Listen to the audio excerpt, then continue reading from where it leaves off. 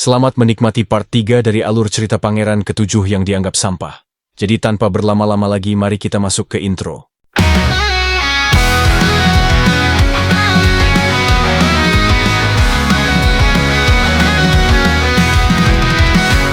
Madu aman buat kisah membara, alur hadir bawa cerita, petualangan penuh warna, bersama kita jelajahi dunia.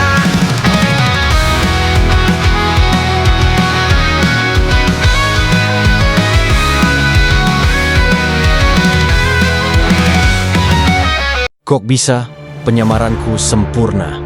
Tidak ada yang mencurigai apapun saat aku bertindak sebagai Morian di desa selama 1 tahun penuh. Jadi, bagaimana bisa pangeran sialan ini mengetahuinya? Ucap Morian. Kekuatan macam apa yang dia miliki, yang membuatnya bisa menyingkirkan beruang? Ucap Morian. Apa kau tidak mau meminumnya? Pangeran memberikannya padamu, tapi bukankah kau harus menerimanya dengan 2 tangan? Ucap Ellen. Meskipun, ucap Morian, meski aku akan menyingkirkanmu saat Wave of Death.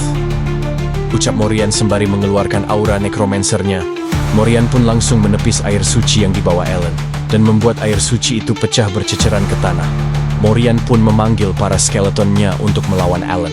Kamu hanya mempercepat kematianmu, Pangeran. Aku mencoba untuk membuatmu hidup lebih lama. Tapi kau telah memaksaku, Pangeran, ucap Morian dengan sangat marah. Tapi kamu akan mati di sini, ucap Morian dengan sangat percaya diri.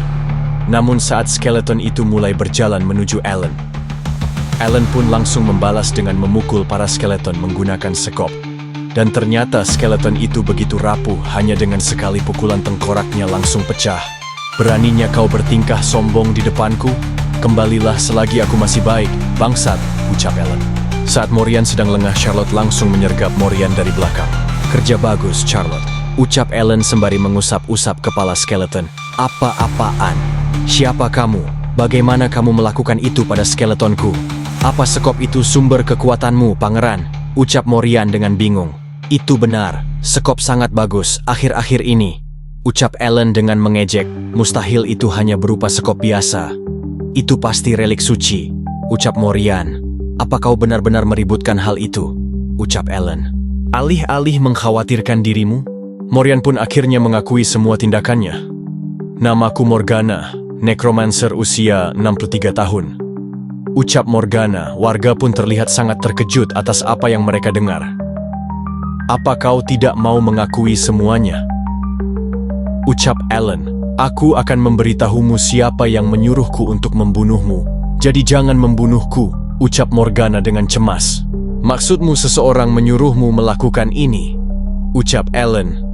Iya, aku diminta untuk merayumu dan memalsukan kematianmu sebagai bunuh diri. Ucap Morgana. Jadi dia tidak bunuh diri, tapi dia dipaksa melakukannya. Jadi dia tidak semenyedihkan itu. Ya, mengejutkan sekali, ujar Ellen dalam hati. Kenapa dia begitu acuh tak acuh terhadap hal itu? Ucap Morgana dengan bingung. Morgana berbicara dengan berbisik ke Ellen. Gereja Dark memintaku untuk membunuh cucu ketujuh Holy Emperor, dan aku lihat melalui beruang kalau kamu juga necromancer. Jika gereja mengetahui ini, mereka pasti akan mengajakmu untuk bergabung lebih dulu, ucap Morgana. Jadi kau melihatku, ya? Ucap Ellen. Kurasa kita harus membunuhnya, Charlotte, ucap Ellen.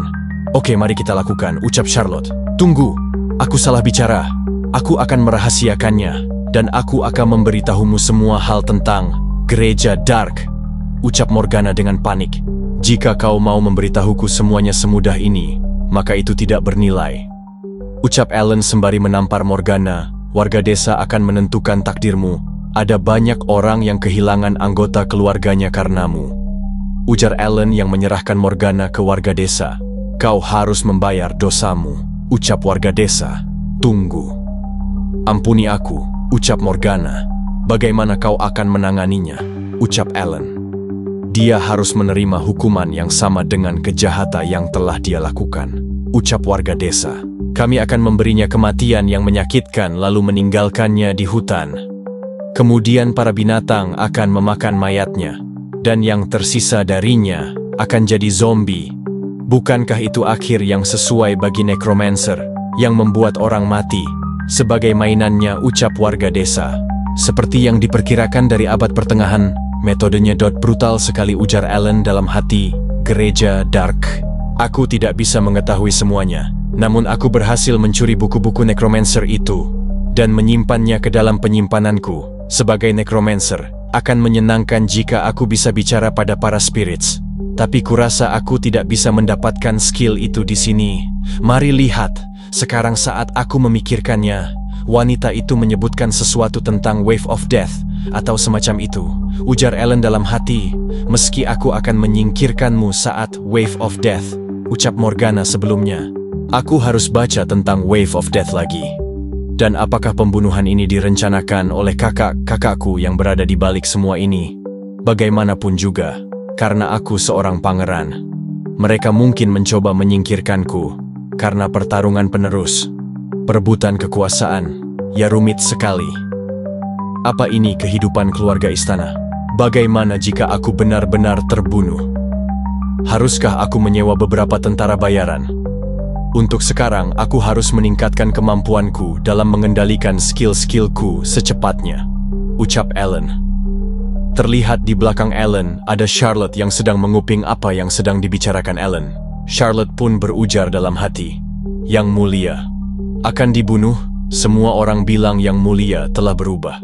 Masalah yang dihadapinya mirip denganku, tapi dia selalu berinisiatif untuk menghadapi segala rintangan. Dia menyelamatkan banyak orang dalam insiden ini sendirian. Dia bahkan mengadakan pemakaman untuk mereka yang meninggal dunia.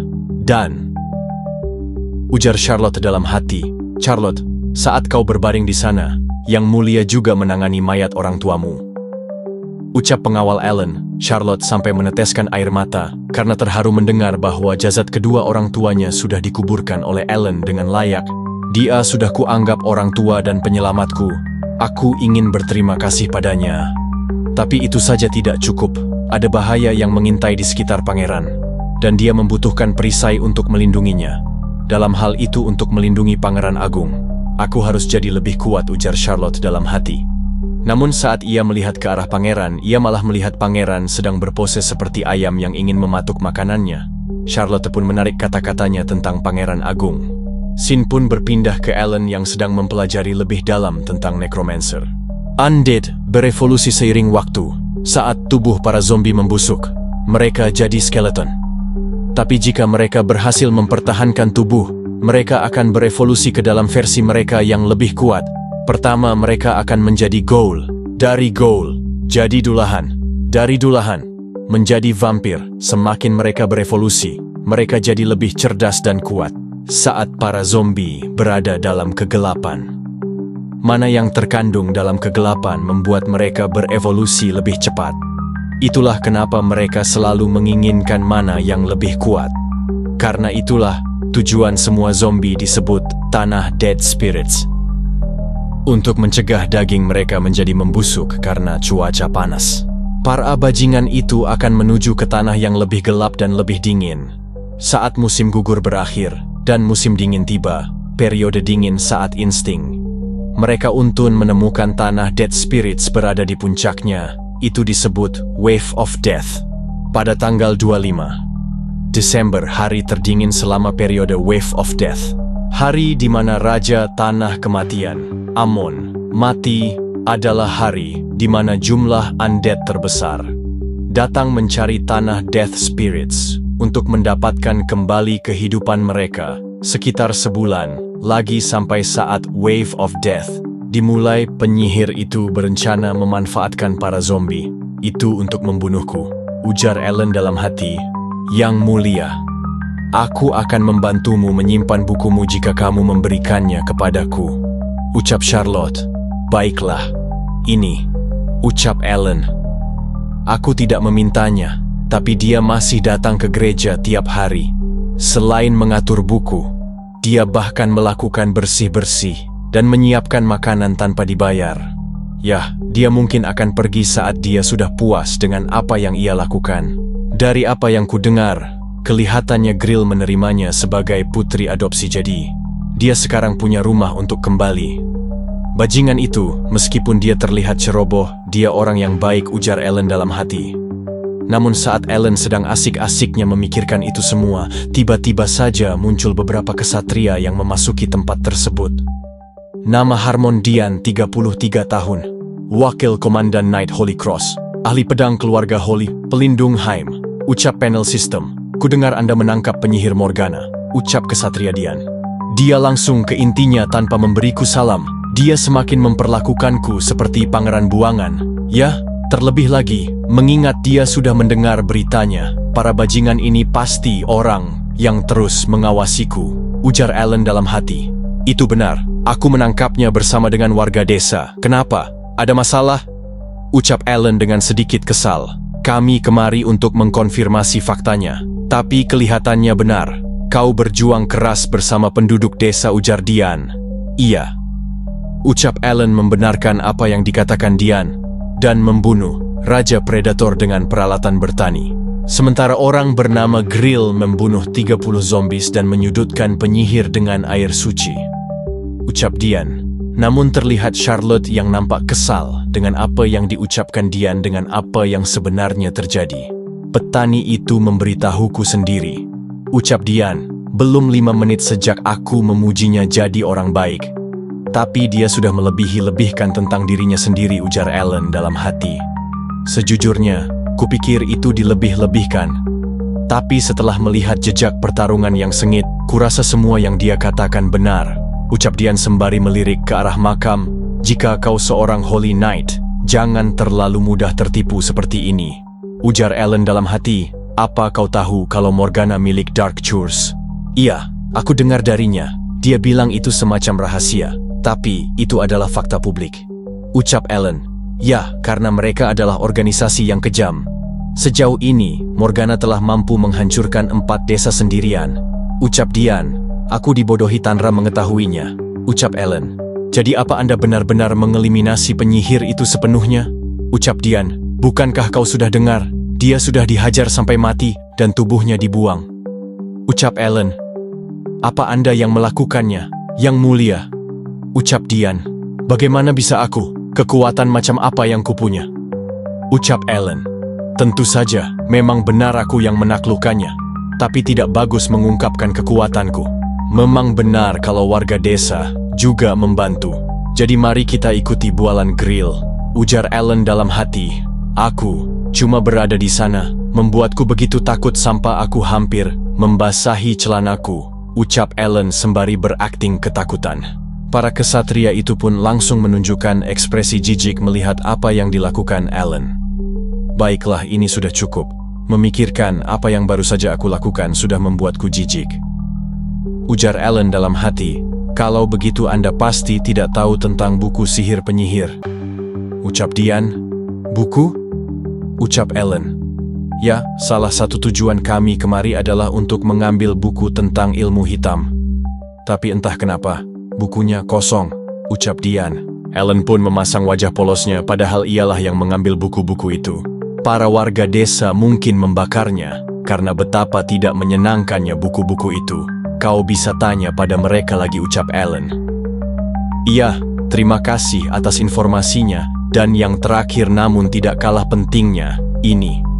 Ucap Dian sembari memberikan kantong kepada Ellen. Heh? Ucap Ellen dengan bingung. Hadiah pada orang yang mengalahkan Morgana adalah 80 emas. Hadiah atas kepalanya cukup banyak, ucap Dian. Aku cuma melakukan apa yang harus dilakukan. Ucap Ellen dengan rasa canggung. Anda harus mendistribusikannya di kalangan penduduk desa juga. Ucap Dian. Tentu saja. Ucap Ellen dengan senyum liciknya. Dari buku-buku sampai emas. Betapa berkahnya ini. Ujar Ellen dalam hati.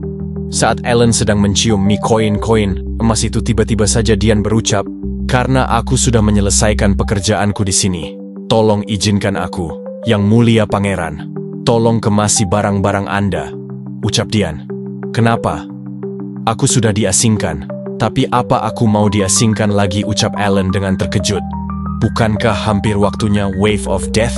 Kami akan mengawal Anda keluar dari sini, Yang Mulia Pangeran. Ucap Dian. Mereka masih peduli tentangku karena aku seorang pangeran, ya? Ujar Ellen dalam hati. Jika kami dievakuasi, apa aku dikirim kembali ke istana kekaisaran atau ke pantai selatan yang hangat? Ucap Alan. Tidak, Anda akan ikut dengan kami menuju kediaman Lonia. Ucap Dian. Ucap Alan dengan terkejut.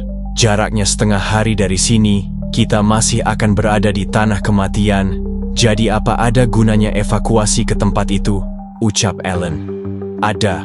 Kediaman Lonia adalah benteng yang dibangun untuk menghentikan Wave of Death. Ucap Dian.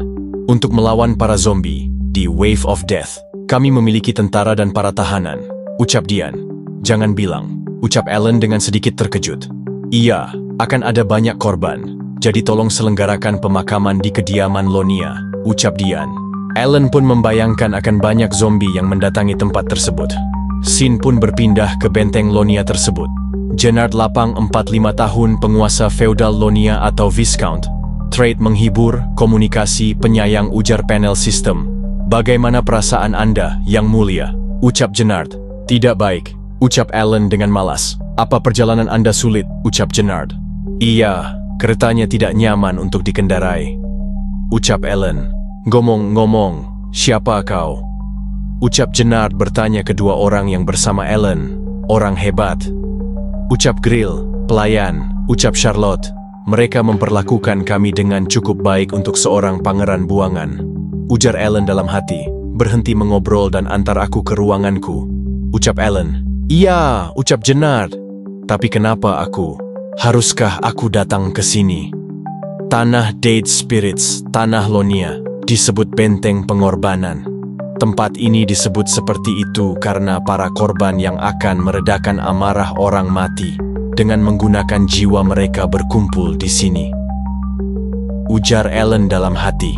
Dinding kastil yang mengelilingi daratan ini hanya untuk menahan Wave of Death dan mereka harus bertahan selama sebulan melawan zombie untuk melihat musim semi setelah Wave of Death.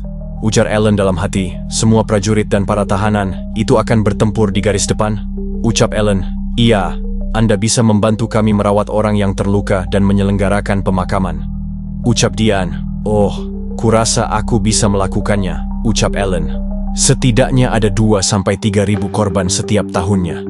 Ucap Dian. Alan pun langsung membatu saat mendengar jumlah korban yang begitu banyak. Apa ada orang lain yang akan membantuku? Ucap Alan. Ada sekitar 80 pendeta yang bisa melakukan ritual pemurnian, dan ada para prajurit yang akan membantu proses pemakaman. Jadi jangan khawatir, ucap Dian. Yah, terkadang ada beberapa orang yang akan mati kelelahan karena bekerja terlalu keras, tapi itu tidak akan jadi masalah, ucap Dian. Oh, penguasa feudal. Ucap Alan. Iya. Ucap Gennard. Minuman. Aku mau minuman. Ucap Alan. Apa? Ucap Gennard dengan terkejut.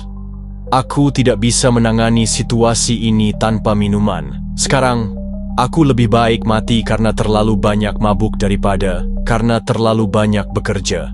Charlotte, pergilah dengan Grill dan bersenang-senang juga. Ucap Alan dengan berteriak-teriak. Kembalilah sebelum Wave of Death dimulai. Ucap Alan sembari menggoyang-goyangkan botol minuman itu. Baik, ucap Charlotte dan Grill. Karena kalian harus melindungiku, ucap Alan. Aku mau beristirahat, ucap Alan sembari memasuki kamarnya. Percaya saja padaku, pangeran. Ujar Charlotte dalam hati, dewasa apanya. Ujar Dian dalam hati dengan menggerutu. Baiklah, itu akting yang bagus. Tentu saja aku tidak akan minum, ujar Alan dalam hati. Alan pun menetralkan minuman itu menggunakan skillnya, yang membuat minuman itu berubah menjadi air suci. Setidaknya aku harus menyimpan beberapa air suci untuk melewati ini semua, ujar Alan dalam hati. Lebih baik aku mengisi semua botolnya dengan air suci, dan mempertimbangkannya sebagai minuman energiku. Jika aku terus menuangkan energi dalam air seperti ini, itu juga akan membantuku melatih mengendalikan kekuatanku. Namun saat Alan sedang fokus mengisi botol itu, dengan kekuatannya ia teralihkan dengan sebuah senjata api yang terpajang rapi di dinding. Ada senapan. Aku baca di buku kalau ada senapan di dunia ini, Tari. Aku tidak tahu kalau mereka seumum ini, karena tidak ada seorang pun yang secara khusus menggunakan senjata api di dunia ini. Alasan kenapa orang memilih senjata jarak dekat di atas senjata api. Di dunia yang penuh dengan para monster. Karena di dunia ini, senapan hanya untuk tampilan saja. Lebih tepatnya, karena itu menggunakan mana bukannya bubuk mesiu. Aku bisa menggunakannya dengan menuangkan mana atau kekuatan suci ke dalamnya. Tapi itu menghabiskan mana dalam jumlah yang tidak masuk akal. Jadi penyihir terlatih hanya bisa menembakkan senjata ini sebanyak 5 kali. Dan butuh 5 menit untuk mewujudkan satu peluru dengan mana. Jadi tidak mengejutkan kalau itu hanya menjadi item antik saja. Di dalam film, mereka membunuh para zombie dengan satu tembakan di kepala. Sayang sekali. Apa begini cara aku menciptakan peluru? Targetkan zombie dan door. Peluru itu langsung meluncur dengan begitu dahsyatnya, berhasil mewujudkan peluru dengan kekuatan suci. Ucap panel sistem. Efek peluru itu begitu dahsyat sampai dinding pun langsung berlubang cukup besar. Mengaktifkan Divine Energy, ucap panel system. Sialan, tamatlah aku, ucap Ellen dengan panik. Pangeran, suara apa itu? Ucap Dian. Wakil komandan tidak terlihat dalam suasana hati yang baik. Dia pasti jadi sensitif karena wave of death yang akan datang. Ucap pengawal 1, kurasa karena pangeran ke-7. Ucap pengawal 2, Ui, ucap Dian. Apa aku harus memberitahumu untuk mengawasi para tahanan? Bukannya mengobrol, ucap Dian dengan kesal. Tidak, Tuan, ucap para pengawal itu. Ya mereka tidak sepenuhnya salah, ujar Dian. Pangeran ke-7. Aku mendengar suara keras kemarin. Ujar Dian dalam hati, jangan mengintip ke dalam ruangan remaja yang sensitif. Kau melanggar privasiku, ucap Ellen. Privasi, jidatnya, bajingan itu. Untungnya Dian tidak melihat lubang itu. Aku yakin dia merusak sesuatu. Seorang bajingan, tetaplah bajingan. Tidak, dia berubah banyak setelah insiden bunuh diri itu. Dia hampir seperti kehilangan semua ingatannya. Dia menyelesaikan tugasnya di makam, dan dia bahkan ikut dalam pertarungan melawan sekelompok zombie. Ujar Dian dalam hati, dia menyelamatkan kami. Ucap warga desa. Warga desa mengatakan hal-hal yang tidak masuk akal, tapi itu benar-benar omong kosong. Dia pasti memeras penduduk desa, ujar Dian dalam hati. Bagaimana bisa bajingan itu menaklukkan necromancer di level Morgana? Kelihatannya orang bernama Grill itu benar-benar kuat. Lebih baik aku menulis surat rekomendasi. Jadi dia bisa mengambil ujian untuk jadi Holy Knight, ujar Dian dalam hati. Apa para tawanan bertarung lagi? Ujar Dian dalam hati. Hei, kau, apa yang kau lakukan sebelum pertempuran besar? Ucap Dian dengan kesal. Terlihat ada orang yang sedang menindas tawan menggunakan sekop, dan ternyata orang itu adalah Ellen. Apa kau tidak tahu siapa aku? Ucap Ellen dengan kesal. Namun saat orang itu mau menjawab Ellen, tiba-tiba saja terlihat tulisan to be continued. Jangan lupa like, comment, and subscribe agar tidak ketinggalan video terbaru dari saya.